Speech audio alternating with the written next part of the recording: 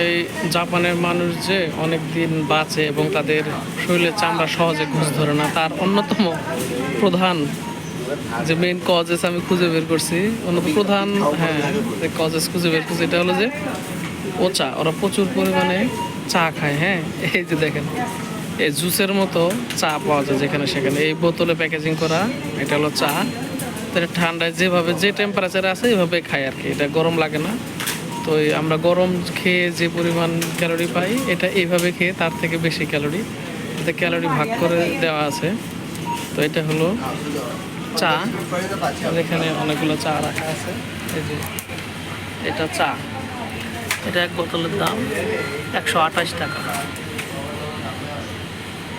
345 ml। তো দেখি এখানে ক্যালোরি কীরকম আছে। এটা জিরো সুগার ফ্রি, কিন্তু জিরো সুগার ফ্রি, 100% হালাল।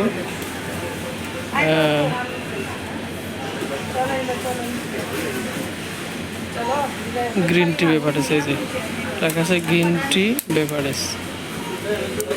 এই হলো জাপানের খাদ্যাভ্যাস। জাপানের মানুষেরা এভাবে করে আর কি, তারা তাদের লাইফস্টাইল, তারা তাদের খাদ্যাভ্যাস, তারা তাদের জীবনযাত্রা